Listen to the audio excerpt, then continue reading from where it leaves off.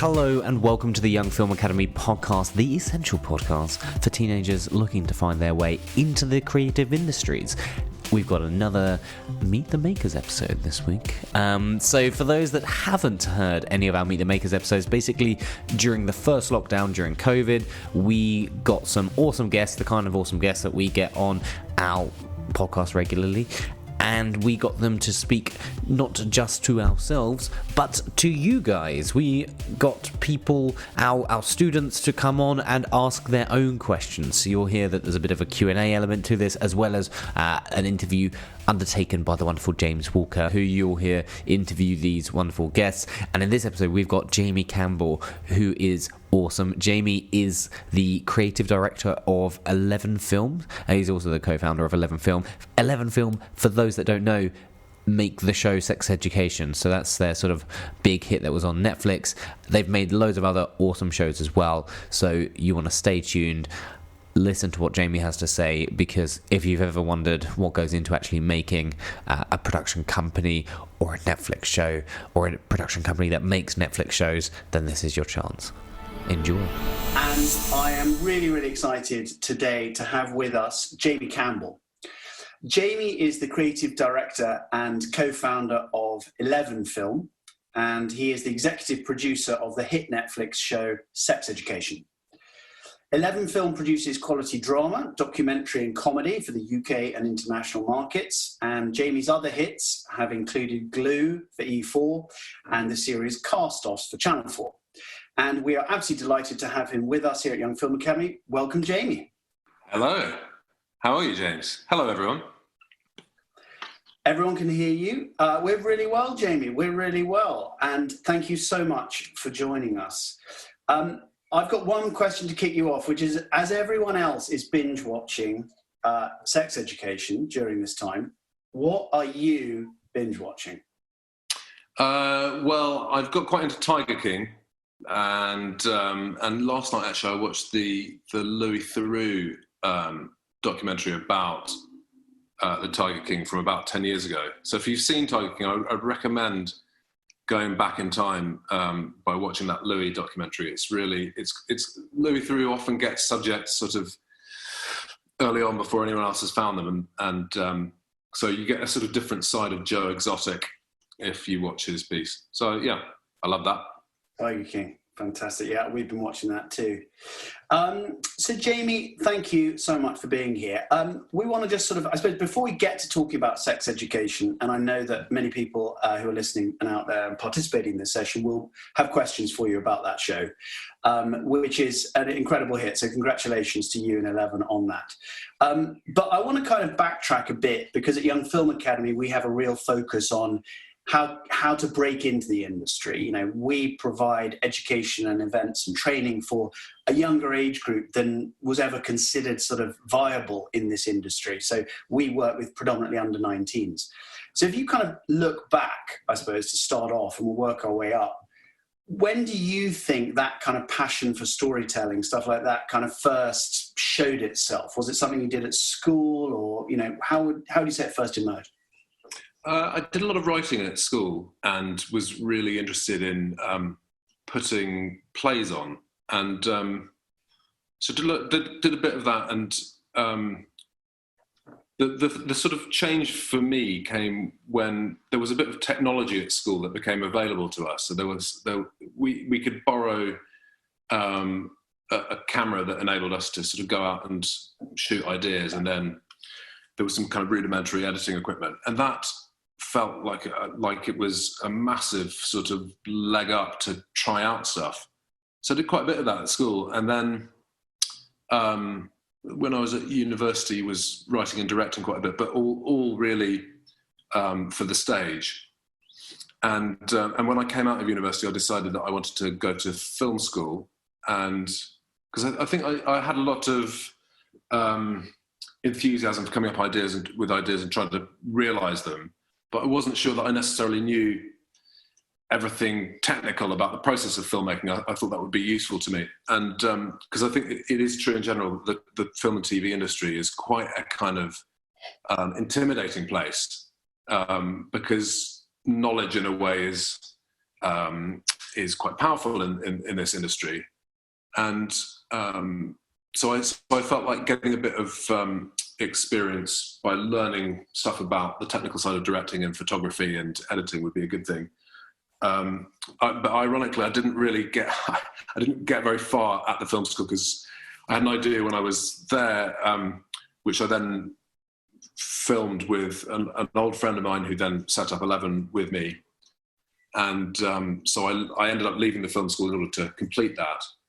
And that was just an idea that we really believed in. And we managed to borrow, this was in the year 2000, when it was the sort of first time when you could walk into,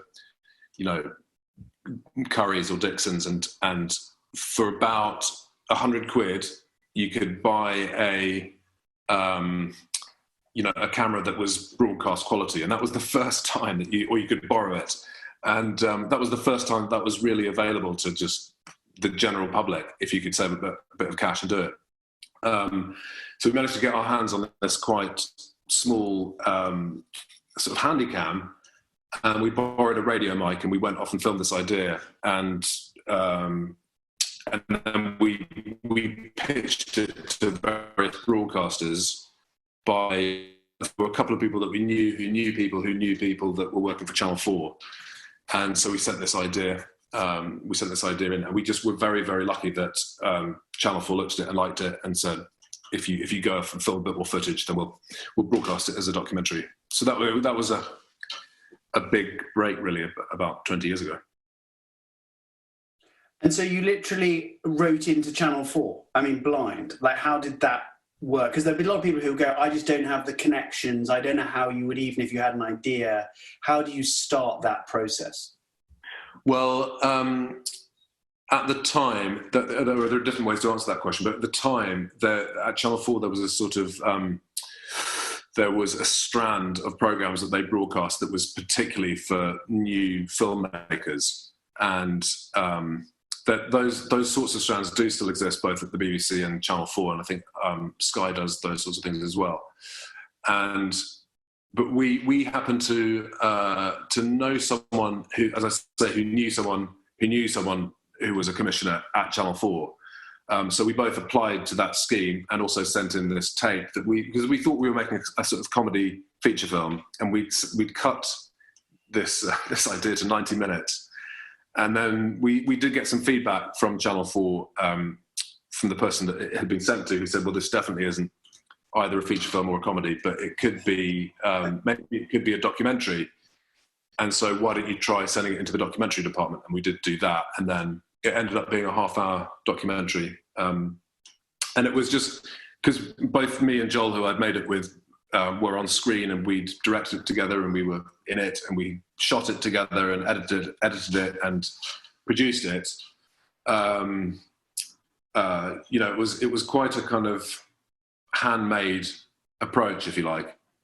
But it was in some ways the most satisfying thing I ever made, because we had no one telling us what to do, and we just went off and made something that we thought would be good, and then ultimately someone bought it. So that it was really exciting. Well, that's a really inspiring story, because actually you're saying you went out and bought basically a sort of a handy cam. You got a radio mic, which is always part of the young filmmakers often find, sound recording is difficult. So, as you all know. So you bought that, and then you more or less went out with your friend and shot something that started you as the first sort of rung on the ladder. It was literally, without having done that, built from there. Yeah, I would say though that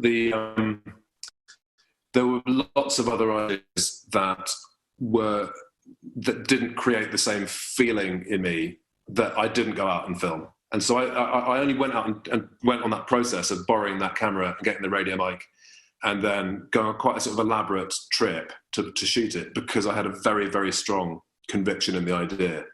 And so, yes, that element of it, which was go out and make it ourselves without anyone telling us to, was a really important part of that journey. But I would say the most important component of it was that the idea felt like it was just, we felt compelled to make it. And we were really, we just had a really strong belief in the idea. and there were lots of other ideas that we discussed before that when I was at film school and when Joel and I were at college together that we hadn't felt that way about. So I would say that one of the key things for me has always been identifying what it is that in an idea that feels like it's telling you to go and make it. Because if you don't feel that yourself, then it will be very difficult to convince other people that they should either buy into it or commission it or broadcast it.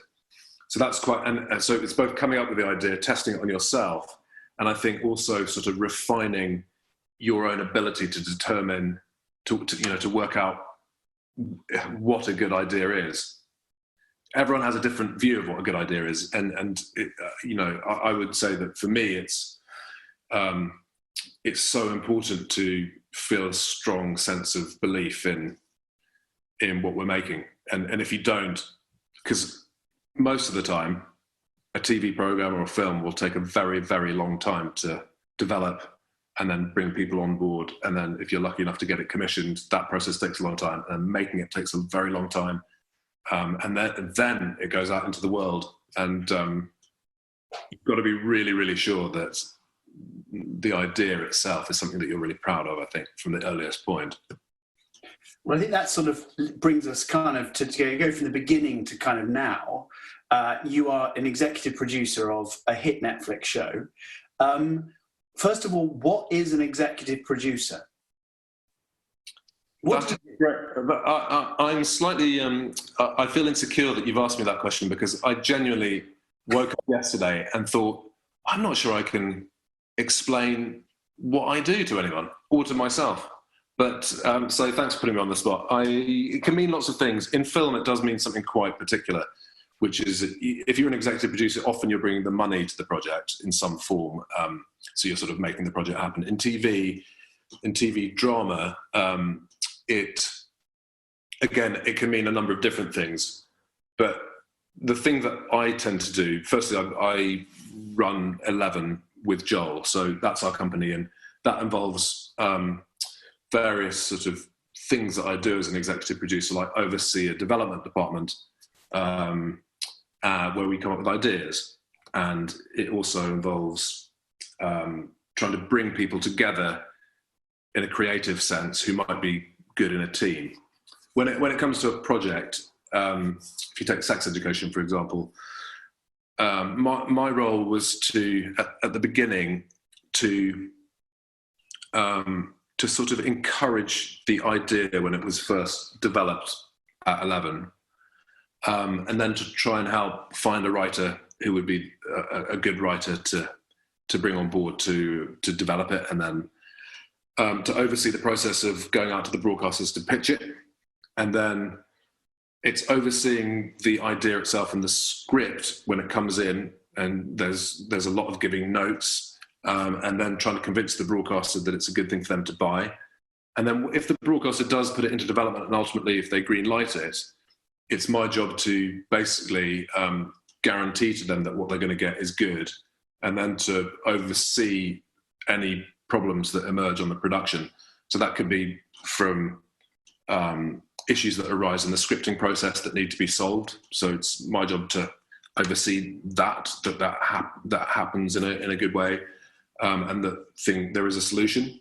Then it will be my job to oversee the sort of hiring of the key heads of department and making sure that they're then hiring good people. And yes, and then in a production, as you can probably guess, there are lots and lots of things that arise, some of which are good and some of which are big problems that then need to be solved. And they could be to do with people's health, or it could be to do with an editorial problem. It could be arguments that people are having on set. It could be that the broadcaster hates what you're doing. It could be that all your rushes are wiped one day and you've got to pay for an extra day's filming that you didn't want to. Or it could be there's a piece of bad publicity that's come out about the production. And then ultimately when you finish, you're overseeing the filming, and then when you come out into the editing process, you're also giving notes and overseeing with the editing team that process. And then it's your responsibility to make sure that ultimately you're handing over a tape or the digital files that represent the show. So in some ways, it's the sort of it is the role that is there at the beginning and is there right at the end when everyone else has sort of left the building. And I think you either look at that and think that sounds terrible, or you think, well, that could be quite appealing. And the way that I came to that job was with that first commission that we got at Channel 4 that I mentioned. I came into the industry really wanting to direct and write and sometimes to be in front of camera. And I didn't really think that I would end up being a producer, but in the process of writing and directing and being on screen sometimes, I realized for myself that what I wanted to do was to be part of at the heart of the creative process right at the beginning, and to have ownership of that bit of the process and to be as instrumental as possible as the process went on. I think that's really, because a lot of young people, students at Young Film Academy, actually when you ask them what they want to do, I don't think we ever have producer. It never comes up. And I think that's in part because I'm not sure that young people necessarily understand what it is that a producer's doing. And I think that it is such a varied role, isn't it? I mean, I know from people in the industry have told me you are really detailed at script stage. You love giving script notes and feeding back at that stage and sort of seeing the importance of story and then all the way through production. So I do think it's inspiring to hear about a producer and what you do, because you were describing from the very first to the very end, you are there across the whole period. It's worth thinking about that, because I think when I think of when I was in my teens, I mainly wanted to write. And I think in my early 20s, I really wanted to direct and write. And then I quite liked the sort of vain idea of being in front of the camera as well. And it's just the sort of development of a massive ego, as you can tell. But it was just by trying stuff out and pushing in different directions that I worked out what I wanted to do. And if I was to be honest about it, I'd say the reason that I decided to produce more than anything else was because I realized that in the end you have to try and decide the direction that you're going to go in. And there are people that are able to direct, write and produce at the same time, but it's very difficult to do more than one project at the same time if you do that. And I just realized that one of the big realizations for me is that there are only a certain number of projects that you can do before you literally die, and that you've got to be quite. You've got to work out what you want to do. And so when you start working out what you want to do, then it gives, it challenges you about which element of the production process is what you find most fun. And I think it should be fun. So I eventually worked out for me that was being in the middle of the producing aspect of it. Amazing. And when Sex Education as a project was first being developed at 11, did you have a sense then, or any sense, Isabel, did you sort of realize this was your sort of favorite child of all your children at 11? Or did you know at that stage, did you look at it or read the whatever treatment document it was and think this is a smash hit straight away? Did you have a sense then of how big it was to become? No, and I don't think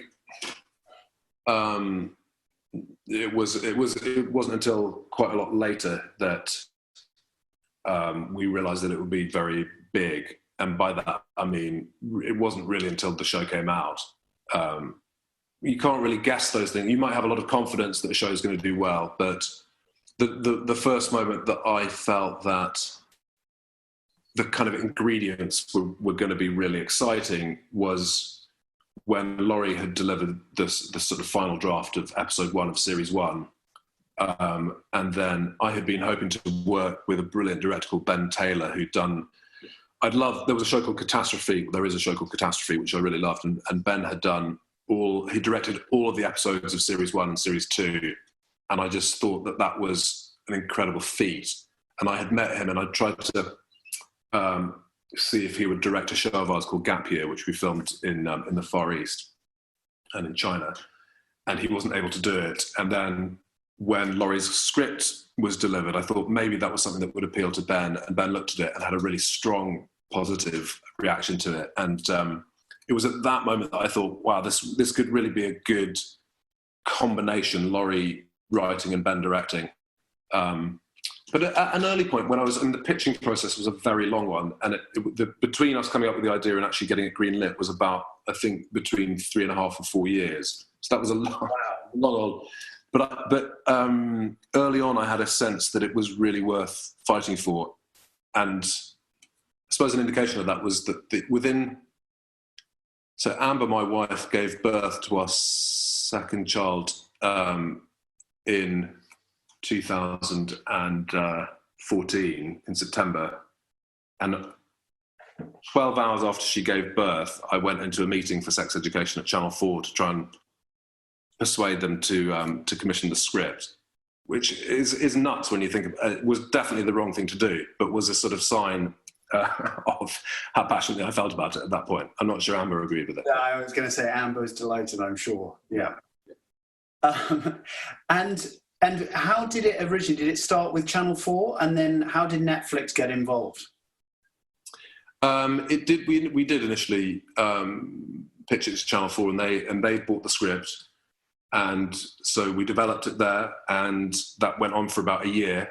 But then, quite often at TV channels, because dramas take so long to develop, it's not uncommon for the commissioner to leave the broadcaster and go to a different broadcaster in the middle of that process, which is obviously incredibly disheartening, because it means that your champion of the project, the broadcaster, is sort of no longer there. Anyway, so she left, and then it sort of fell between the cracks at Channel 4, so it came back to us as a project. And so there was a task of trying to find another broadcaster that would like it. And that process went on for about 2 years. So I probably pitched it to 20 to 25 broadcasters around the world. MTV in America really liked it, but weren't able to put enough money up for it. And ABC Australia really liked it, but thought that the tone might be a bit provocative for them. And then there was a new commissioner called Alex Sapot who arrived at Netflix, who read it, loved it. And we were just lucky that she was in a role where she could commission out of the UK for Netflix worldwide, at the point where sex education was the thing that she wanted to commission first. So that's what happened. Well, and did it feel, and so we're going to open out to questions in just a couple of minutes. I know we've got a lot of people asking questions. Did it feel, to some extent, it's a risky prospect before it was made? In hindsight, you look back on these things and all the risks seem less risky, right? But at the time, for you as an exec and for the company working on it, did it feel like the content was risky, or was that part of its draw? No, it didn't feel like it was risky, because we had a lot of conversation about where we would pitch the scenes of a sexual content, because we had a lot of discussion, for example, about Skins, which was a good sort of reference point, because we love Skins in many ways, but in many ways there was lots about Skins that we didn't want sex education to be like. And Skins was its own show, and we felt that sex education was sort of quite different, but it was a good reference point for the way they handled sex scenes, which on the whole was quite PG, I suppose. And whereas at the other end of the scale was something like Girls, which was more, 18 certificate, and it's sort of for an older audience, I guess, and was more explicit in the sex scene. So we had long discussions over months about striking the right tone, where we were going to be using actors who were, on the whole, going to be over the age of 18, but portraying characters that were under the age of 18. And just getting the tone of that right was very important to us. So you can probably, if you look at season 1, for example, actually the scene between Adam and Amy at the beginning of the first episode is by some distance the most explicit bit of content in the first season, and is a bit unrepresentative of the way that on the whole we do the sex scenes, but it does illustrate what we tend to try and do with those sex scenes, which is that we want we never want the sex to be gratuitous. It always has to be telling story. So yeah, it's just an important part of the dialogue of the show, basically. Yeah. Wow. Okay, so guys, do send your questions in, and we'll be passing those through, and then give you hopefully an opportunity to answer as many of them as we can get through. Before we do that, there's been a lot of questions already sent through to us about the aesthetic of the show, Sex Education. This kind of mix between a kind of slightly Spielbergian 1980s world and the 70s and sort of modern day, and the ability not quite to work out, is it American high school or is it the UK, or is it, where does it sit? And that seems to be kind of a core element of its success. It's what people have sort of loved without maybe even fully understanding why. Can you just talk us through what was the choice behind that? Because, of course, you guys could have done that in so many different ways and played basically the same content with a different aesthetic. Who were the driving forces in that? What was the thinking? Well, it goes back to your question about which point in the process made me feel very confident that it was going to be successful or exciting as a show. And that point when Ben Taylor came on as a director is the sort of way to answer this question, because what he saw in Laurie's script was that it had a very strong connection with some of those American high school movies from the 80s, particularly the John Hughes movies, and then high school movies from the States like Freaks and Geeks and Dawson's Creek. And so his idea was that you could basically play the show in that tradition, and sort of root it in that tradition more than in the British tradition of high school movies and TV shows. And that felt really, really strong as a direction to me, because I had always felt that Laurie had written something that was very aspirational.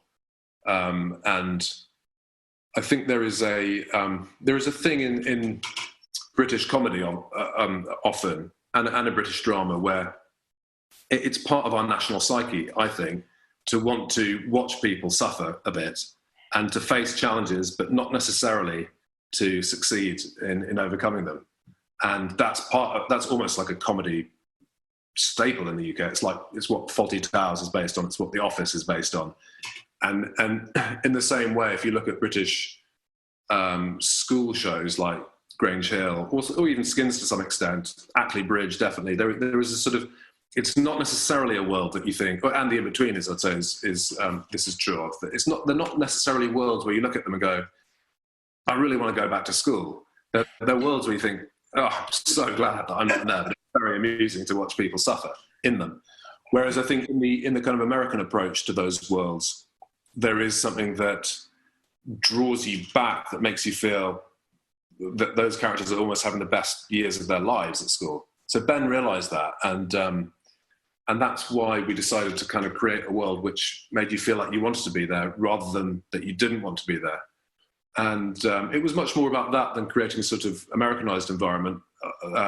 But we also set it in a kind of place, in locations in Wales, which we found, which were very beautiful. And we were very lucky to discover that, in Wales for 2 or 3 months of the year, it is incredibly sunny and beautiful. So that all plays to create an aesthetic which looks like it's, just a nice place to be, I suppose. It does. Well, it's a really hard trick to pull off, and I think you do a great job of that. Okay, so we've got some questions coming in. Let's start them. This is an anonymous question, so I'll put it to you. If you guys do want to ask Jamie yourself, just put audio at the end in the Q&A, and that will then be fed through, and we'll try and unmute your audio so you can ask Jamie yourself. But this first question, Jamie, comes, and again, people love, just as you said, hearing about the mishaps. So our first question is, what were the major issues? Or maybe you could give us one. You talked earlier about kind of as an exec, you have to deal with all the stuff that goes wrong, and you gave a few examples. What would you pick out as like the biggest production challenge that you guys faced, or thing that went wrong on Sex Education? Well, this isn't necessarily the thing that went wrong, but I would say one of the biggest challenges, certainly in the first season, related to the intimate scenes that we were going to shoot. And there was a lot of talk in the industry when Sex Education was commissioned, or there was an increasing amount of discussion around how appropriate it was to ask actors, particularly female actors, to go into intimate scenes where they wouldn't necessarily get any strong sort of choreography, or there wouldn't be that much discussion before the sex scenes were filmed. It was just like, take your clothes off and let's get on with it. And as a sort of general sort of description of the way sex scenes have been filmed in the TV and film industry for the last 50 years, I would say take your clothes off and get on with it is not a bad sort of generalized description. And, you know, it doesn't take a genius to work out that that is not a great way to approach filming a scene where you're putting actors in a situation which is vulnerable, where, you know, ultimately you should feel like you're being protected and you are safe and there is guidance and you know exactly what you're doing. But I would say that, you know, for many decades that hasn't been the case, which is very weird when you think about it. Because if you have a fight scene, you know, it's just an absolute given of the industry that you have a fight choreographer who comes in and just shows you how to, if you're fighting with a sword, you'll get a lot of instruction about how that's going to pan out, and you'll be asking, each of the actors will be asking themselves, are you comfortable with this? Is this move going to work? And you'll go into a lot of detail there. And it's only very recently that we have, well, certainly for our show, we realized that it was a big challenge having young actors with a lot of sexual content. And so one of the big challenges that I sort of was immersed in the first season was talking to the actors and also the actors' agents about what they felt comfortable doing, what we wanted them to do, and trying to find a middle ground that was comfortable for them and also delivered what we wanted editorially. And that varied from actor to actor. And it was really important to us to make sure that people coming on set felt like they were entering a safe environment where they were going to be able to do their best work, but also do it in a way that didn't exploit them or put them in a compromising situation. Well, I think that's very interesting because actually we had a question here. This is from Eve Hobsbawm, who asked, do you think casting actors in their mid-20s to play 16 or 17-year-olds takes away an aspect of realism about what life is like at that age? For example, Skins used teenagers to play the kids and it was praised for its authenticity. Nevertheless, casting older actors for teenage roles is very common for all shows. Do you think this is necessarily because they only have the acting ability at that age to play the roles well? That's a great question. I think that there are two things. One is that there is almost a kind of a cliche of this genre, which is that you put... ultimately, if you're going to film a TV show over 6 or 7 years, it doesn't matter how young you're starting that teenager. They're ultimately going to be too old to play the teenager, unless you start them when they're 10, obviously. But you've got to find an age which is going to sustain over multiple years, hopefully.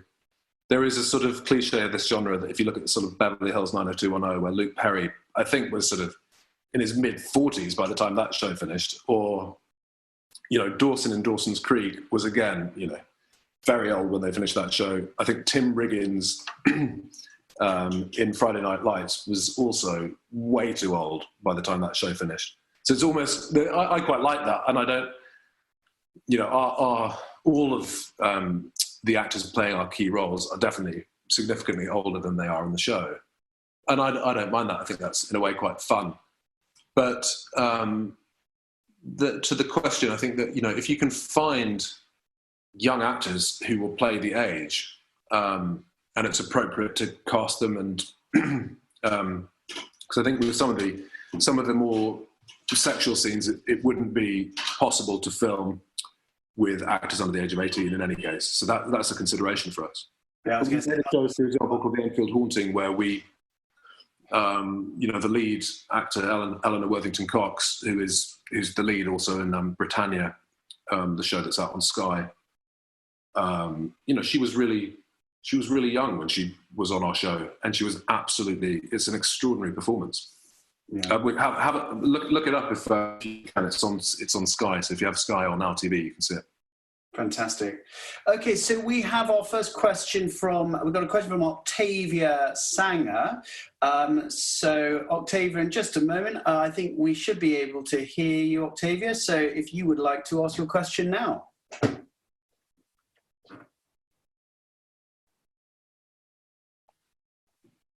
No, we can't quite hear you yet. Oh, yes, we can hear you very shortly. We can hear you now, Octavia. Do go ahead. So I want to be a film director when I'm older, but what can I do now to help me become successful in film? That's a great question, Octavia, and very nice to meet you. I would say that if you want to be a director, the sort of key thing, now there are a couple of key things. One is watching as many movies as you possibly can. And I would really encourage you to just watch and watch and watch and watch, and watch really old films. Watch the first films that were made, and then watch as many black and white films as you can bear to. Watch films in different languages, and watch as many contemporary films as you can as well. And I think if by doing that, you'll get a sort of strong sense of the kind of films that you want to make. And I would really encourage you to, like I was saying at the beginning, to develop ideas that you get really excited about. And then, how old are you, Octavia? If you don't mind me asking. I'm 16. Okay, so if you can, I would also sort of recommend maybe Young Film Academy is a great way to do this. But if you are really keen to be a director, you'll probably need a producer. Yeah. And you may feel as a director that you want to write your own material, but maybe you don't. So if you don't, then you also need to find a writer. I've started writing some of my own things already. Okay, so I finished writing my first feature film this year, and I've written a couple episodes of my own TV shows. Brilliant. Okay, well then you're in a great place to try and find someone that's going to help you shoot them. And that's a great test, because you have to ask yourself, okay, I've written these scripts. Do I feel confident enough about them that I can now find, a camera person who's going to come and join me, and then maybe a couple of actors, try and find actors maybe of your age that would be prepared to come together and form a little unit and maybe start filming a few scenes. And I think there's an amazing thing that happens when you go out and start trying to film your own material, because you realise that the things that you thought were important, they may be important, but there are other things that emerge that you probably haven't thought of. And then you'll begin to develop your own style, and the things that are important to you in the way that you construct a film will begin to develop. So I just really encourage you to get out there with like-minded people that can help you, get a team together, and then go out and try and film some scenes. Yeah, I'd say as well, Octavia, I think that's the key, as we say at Young Film Academy, just get out there and do it, try and shoot this material, even if it's on an iPhone or anything you can get. And I think you'll learn very quickly sort of what the material, what's good about it and what isn't, and you learn quickly. Thank you so much, Octavia, for your question. Thank you very much indeed. And Jamie, we had someone who sort of wanted to kind of, I suppose, lead on from that, which is, as a producer of any kind, what is it that you're looking for in a script? What is it when you read a script? If Octavia was reading her own work or was reading someone else's, what is it that makes you go, this speaks to me? Now, I know that's a very general question, but are there any things you can pick out that you look for in quite broad terms? Yeah, I can. And it's not the same for all producers, so I don't want to speak on behalf of all of them. But the thing that I'm looking for is the idea and strong execution of the idea, and that's pretty much it. If you've got quite a boring idea that you execute brilliantly, I'm probably not very interested in it. And if you've got a brilliant idea that's executed quite badly, then I'm probably not interested in it. So it's just the thing is that the number of scripts that are really, really good, in other words, the idea is good and also they're very well executed, is very, very small. So I'm always looking for that needle in the haystack, of both a really strong idea, but then passionately and brilliantly executed. And again, it goes back to that thing. If you're a writer, the thing that you should be testing yourself with is, do I really believe in this idea? Because it's only if you do really believe in the idea that you're gonna execute it to the best of your ability. So, yeah. Fantastic. Okay, we have a question from Brandon Toledo, who asks, was it difficult to choose the right music for Sex Education? Were you involved in that? Like, how much you have fingers in every pie? Was it difficult to choose the music? Yes, I'm involved in that discussion, but we also have a brilliant music supervisor called Matt Biffer, whose job it is to propose tracks for each stage of the show. And he's just a brilliant, he's brilliant in that respect. And he did another Netflix show called End of the Effing World. And he's just got great taste. So he will propose a sort of list of titles for each point at which we want music. But then our editors also have been extraordinary on this show, coming up with ideas for tracks. And so there's always quite a good conversation about what tracks belong where. And then I would say that there are probably 3 or 4 occasions on which there have been quite strong, lively debates, I would say, about which tracks work and which tracks are of our show. But one thing that we were really lucky about in the first season was that they developed a very strong sense of the type of music that made sex education. And so now we have a bit of a gift from Series 1 and Series 2, which is that we know we have a strong sense of the sort of tracks that we want. And that's not always, you can't say that about every show. So some shows are very sort of driven by contemporary tracks, some have vintage tracks, some are driven by the score. So we also have an amazing composer called Ollie Julian who scores where there isn't sort of recorded tracks. He scores a lot of the scenes, and that I think is really distinctive for our show. So that's sort of the process.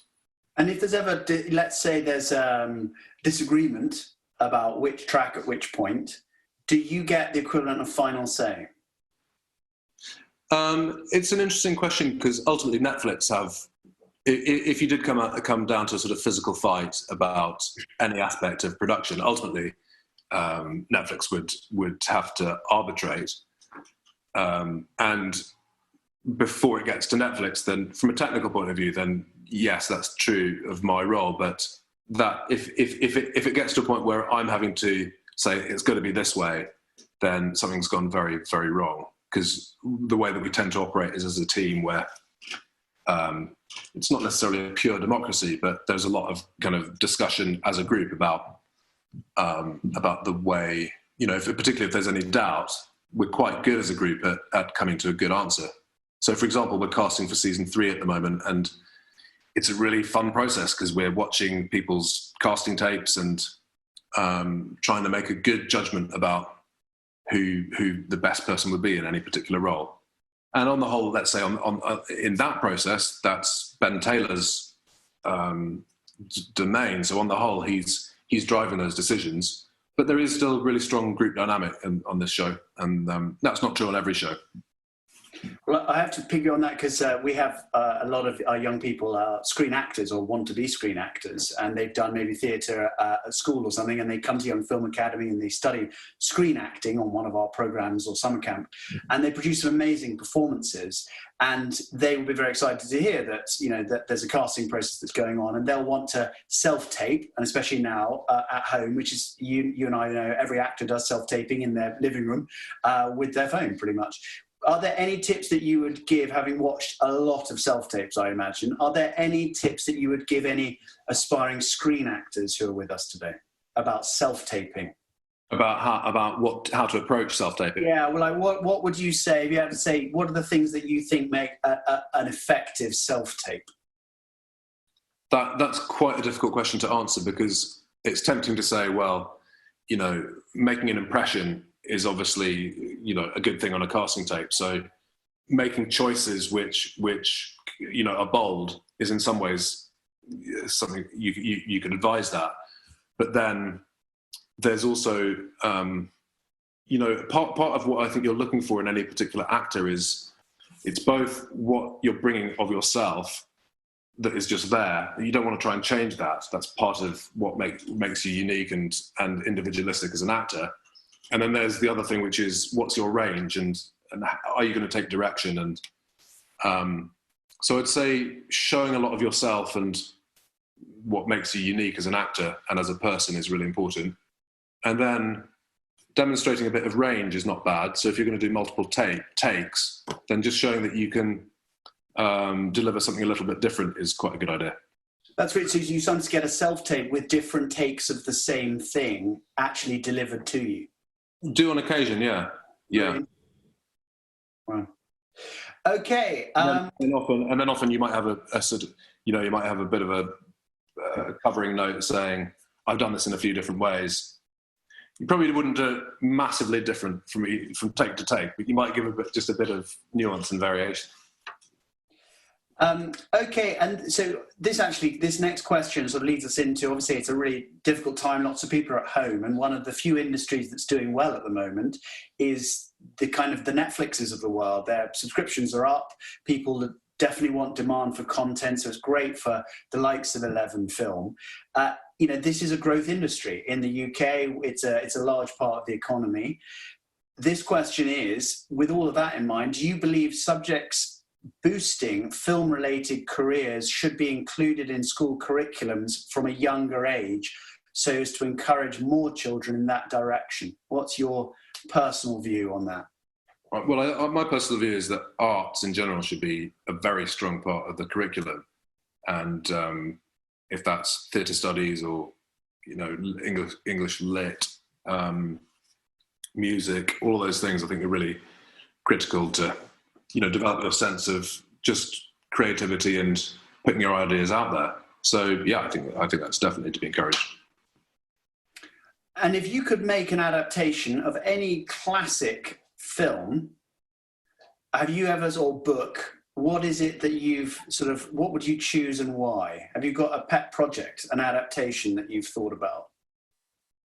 Yeah, well, a lot of the shows that we have on our development slate are based either on books or books that already exist, or on real events. So we love developing ideas that are based on true stories.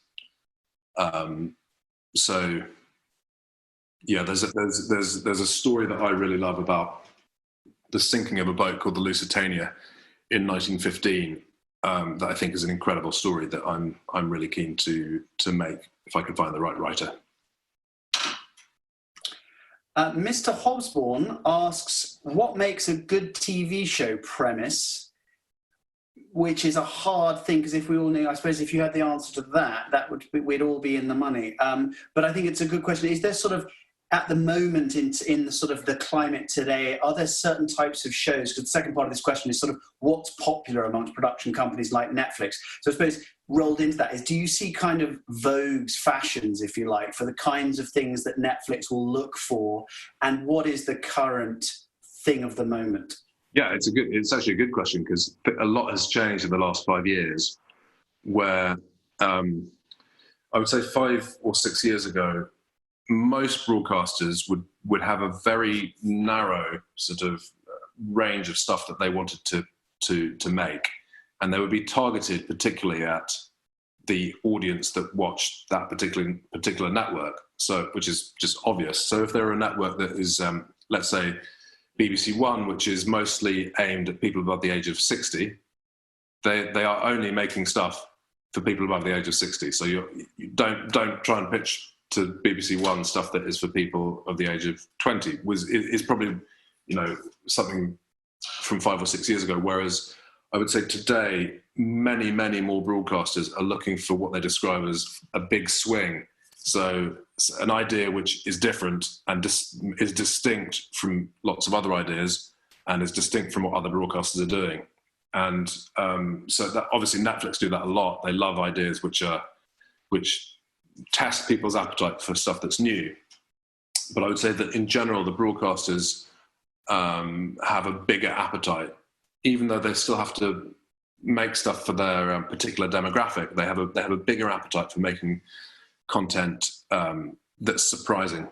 So you'll see that BBC One has a greater range of shows for different appetites than it did even 5 or 6 years ago. Great. Okay, just a reminder, guys, if you'd like to ask your question to Jamie yourself, just put audio at the end of your question and we will try and spotlight your audio so you can ask it to Jamie directly. Meanwhile, we've got a question in here. This is from Francesca Hall, who asks, in the TV industry, how easy is it to switch between jobs? For example, acting, directing, and editing. So I suppose for young people who often start by having to kind of learn all those trades, is it possible as you develop in the career to continue doing all of those things? I'd say it's definitely possible. It's definitely also difficult. And I would say, certainly my experience is that and just observing people that apply to us for jobs, and people that tend to do well in the industry tend to be people that focus and as early as possible sort of have a strong sense of what they want to do and what the role is that they like. So I would say it's definitely possible to switch out from being a director to an editor to a writer to an actor to a producer. But you can definitely do that. But it's not straightforward. So you want to try and test as much as you can at an early point in your career, and then just by testing different things, then getting a lot more focus, I think is a good way to go. And on one of the roles, obviously a director, and you've talked how crucial the director's role's been on Sex Education for kind of setting the tone and all those things. What are some of the qualities, we've had a question, what are some of the qualities that you look for in a director when you're hiring for a series like Sex Education? It's a great question, because it's often what the director has done before, but let's imagine you haven't done anything before. So that in a way, how do you start, making stuff? And it goes back to that question which was asked earlier, which is just about how do you become a film director or a TV director? And there's no obvious way to answer that other than start to make stuff, and then maybe start with a couple of scenes, maybe start with a short film, a 10-minute short film that you can make on a very low budget, and then just keep doing that until you feel confident enough to send it maybe to a production company or an agent. And then off the back of doing that a couple of times, then you can begin to get on people's radars. And if you're making stuff, even short films that are good, there are so few people that are making stuff of a very high quality, even if it's on a low budget, that you will definitely get noticed. So yeah, I would encourage you that if you're passionate to be a director and you keep making stuff, you yourself will be encouraged that you're making stuff that's of a certain quality, and then the more you make off your own back, the better. Well, I think that sort of go-get-em kind of attitude is definitely applicable to the next question. This is from Leah Downs, who says, how can we send a self-tape? Would you consider doing open call auditions for Sex Education? I think this is someone who wants to feature heavily in the next series. So, would you consider doing open call auditions? Well, we do sometimes do the auditions that aren't necessarily a sort of open call, but that we look very widely and in unusual places, and not necessarily actors or actors with agents. So there are at least a couple of roles that we're looking at for season 3 where they aren't actors that we're auditioning. It's just people. So yes, I mean if you want to be an actor, you have sort of 2 ways to go. One is to perform in whatever it is, a play or in a short film that maybe one of your friends is making, and then try and get a casting director to look at that, or maybe an agent.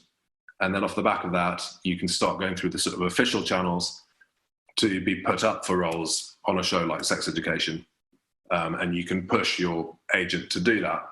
Or if you don't have an agent and you just want to really wing it and be a maverick, then you could just send an email to the casting director of any show and say, and so I don't want to sort of encourage this too much, but I get sometimes, I do sometimes get emails from actors out of the blue who don't have agents. And because it's quite an unexpected thing to do, I quite often look at the tapes if they're sent in, or I will look at the reel.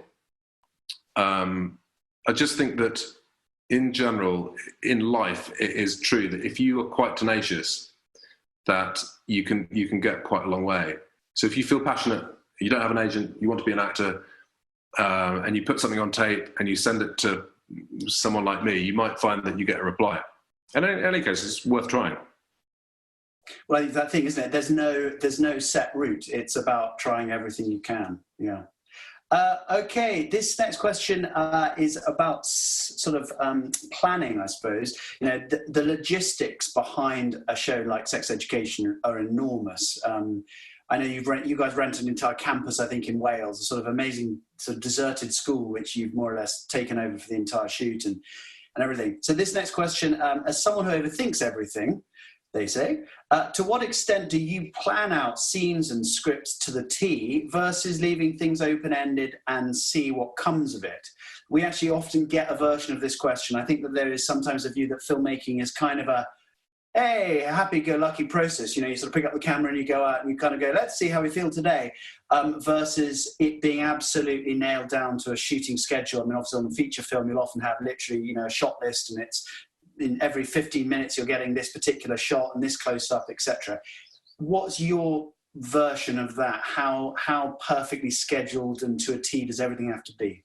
Well, it depends, because the directors, for example, go in different directions here. They will have prepped in a very detailed way, so they'll know exactly what they want to shoot. Some directors come on set with a literal shot list, and they're going to go through it, get shot by shot, and others don't do that, and they come on and will be more fluid in the way that they create the scene. But in terms of the scripts, there's no real leeway for error, and they go through a very, very rigorous, painstaking process of many, many drafts, dozens of drafts, and then even once we started shooting, they will continue to be refined and refined right down to the day that they're being shot. And even on the day they're being shot, they can be changed. All of that, so you'll be planning very, very meticulously, and nothing is left to chance in that respect. But even then, you want the ability for the actors and for the director to, and actually the crew, to find something that is spontaneous on the day. And there are a lot of moments in our shows which come out of that, out of something that you hadn't expected, and where an actor has improvised something. So yeah, it's a combination of very, very rigorous preparation, and then the just being willing to let things evolve on the day, which is part of what's fun about shooting. Yeah, so it's a balance of those two, isn't it? Just allowing enough creativity that it feels free. Okay, this is Finn Hellebo. Wants to know, when you were filming Sex Education, what was the most embarrassing moment that you or the actors have gone through? I'm sure this is not the first time you've been asked this question. Well, me personally, I would say in some ways the most embarrassing. So at one point, I did bring my two children to set, and they are 7 and 5. And obviously, I had to make sure that they were coming to set on a day when we weren't filming anything, sensitive or provocative in any way. But I did notice, as I was sort of walking down a corridor, that there was someone from the art department running ahead of me, sort of picking up sort of sexual objects that were littered around the set in advance of my children getting there. And I did feel that I was I felt a bit embarrassed by that. But there are... actually, embarrassment is not necessarily I think everyone is very comfortable and relaxed on set, and people have more fun than are embarrassed, I think. But I don't know, if you think through in season 2, there's a moment where Otis falls down the stairs, and then Otis and Ola see Jakob and Jean making out on the sofa, and then Jakob falls onto a table which collapses, and he's naked, and that is, I don't think anyone was embarrassed in that scene, but everyone had an incredible amount of fun, and there's just, because you see it in the scene itself, it's very funny seeing sort of half-clothed people falling downstairs and breaking coffee tables naked. So it's that, you can imagine that in the kind of construction of that, we just had a lot of, everyone loved it, had a lot of fun. Brilliant. And from any of your projects, this is from an anonymous attendee who says, I think this is a really interesting question. From any of your projects, who is one of the people you believe deserves more credit for what they do or bring to a project? And I think this opens up this question of, a film or a TV show is there's so many people who contribute in so many areas, and much of that happens kind of beneath the waterline, and a lot of young people as they start just don't even know about all the different roles that go in. And you look at the credits on a TV show or on a film, and there are kind of unsung heroes. So which particular types of role would you pick out as maybe some of the unsung heroes from your point of view? Well, if you're talking about sex education, I'd say, for example, our script supervisor, who's called Natalie Schluner, is absolutely pivotal to the whole shoot process. She is the person that will be going through, every time we shoot a scene, she'll be making notes about what's changed in that particular take, where we've deviated in a particular way, what positions the actors ended up in, whether their costumes or hair or makeup altered in any particular way. So she's got to make sure that the continuity is correct.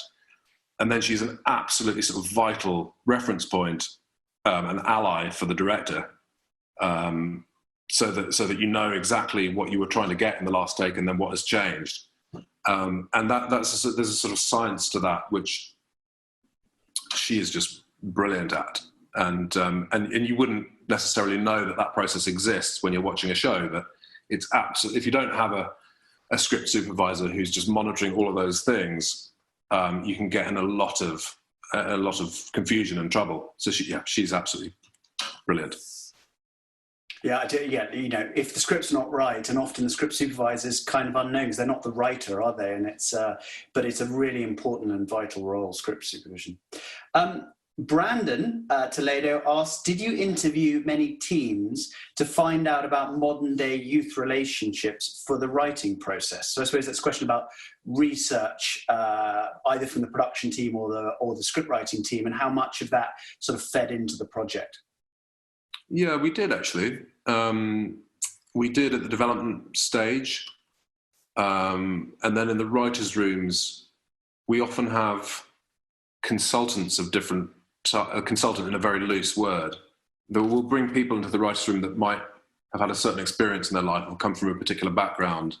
And we bring them into the room not because they're writers, but because we feel like if we can discuss a particular storyline with them or the show as a whole, that they might bring a really interesting dimension to it. And those people aren't always in their teens, but we do like on this show to sort of to consult and ask people, because we often don't know the answers. And I suppose one of the things that we're trying to do in the show is to bring points of view and perspectives in that are important but aren't necessarily frequently represented on screen. So yeah, there's quite a lot of that goes on.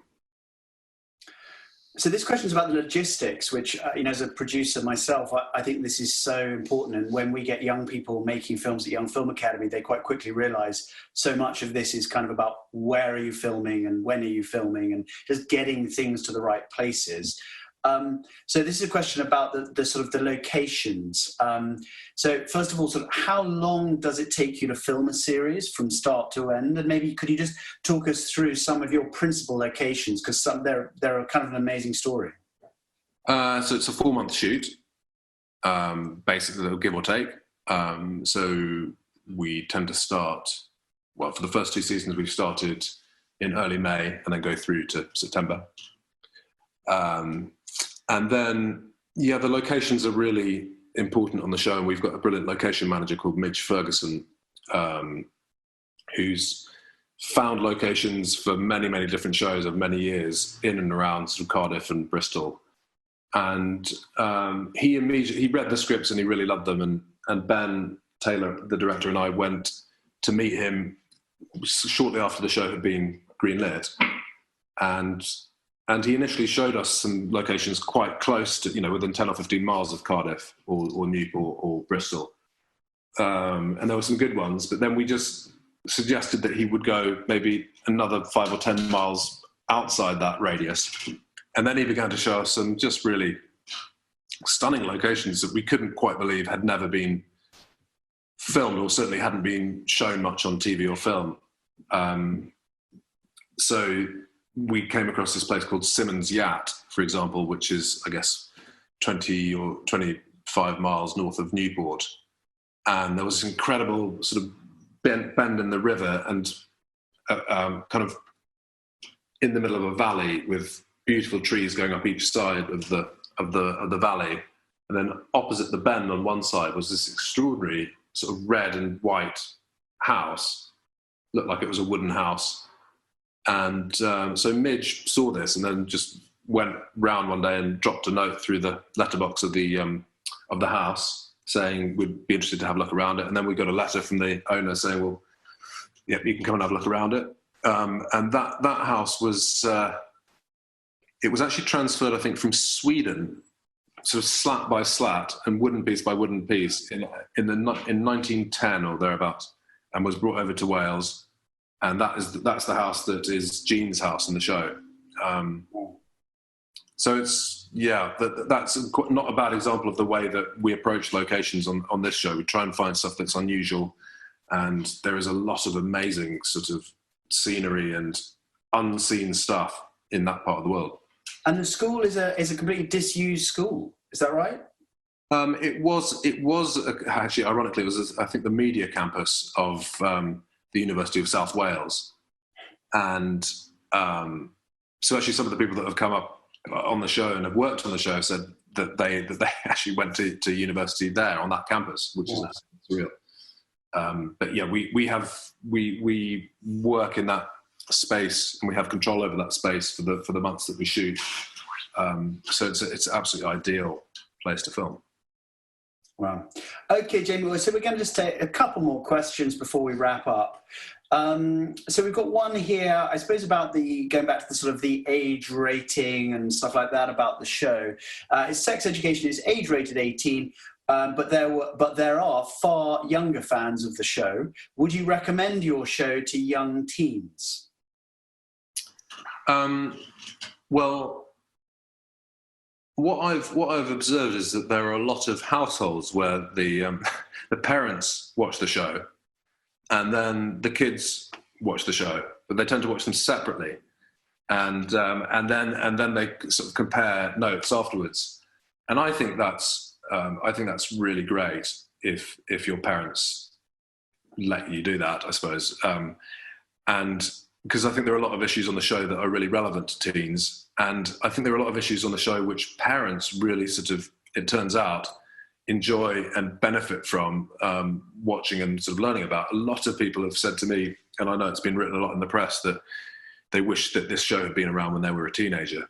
So I'd hate to feel like teenagers were missing out on it. Because in a way it's nice seeing what people go through when they're that age, and having a sort of reference point. And often people find that in music, and I think, high school shows are a great way of reflecting on that time in your life, and hopefully it gives you some encouragement as well. So yeah, I would. Yeah. Fantastic. Well, Jamie, thank you very much indeed. I just want to take us back before we wrap up to this sort of what we're really passionate at Young Film Academy about, this idea of passion starting early and how do you break in and finding your own way and all this stuff. Now, I heard a story that you once rented a tank for the purposes of driving it into Downing Street. Now, this was a story I heard, and I'd love you just to tell us this, because I think it maybe serves, if there's any truth in this, as a story of kind of resilience and finding a way and just sort of doing that bold thing that others wouldn't. So maybe you just tell us a little bit about the tank. Oh yeah, well that was a documentary that I was making for Channel 4, I think in 2005, and it was called Don't Panic. And I think it was Tony Blair that was it Tony Blair? Yes, it was Tony Blair that was in Downing Street at that point. And so we wanted to basically have an interview with him, and they obviously weren't giving one to us. And but I did have a press pass. Because I was, I suppose, a journalist, and so we thought, well, wouldn't it be a great idea if we hired a tank, and then our idea was we'd park it literally outside Downing Street, and then I'd get out and walk in with my press pass. It seemed like quite a far-fetched idea, and then we thought, well, if you did, can you actually hire tanks? And then so we looked up, and there was a company amazingly called Tanks a Lot. And so we got in touch, and they did hire us a tank. You couldn't drive it, but it was on a low loader, so you were being pulled around. But it looked, when we were filming it, like we were driving it.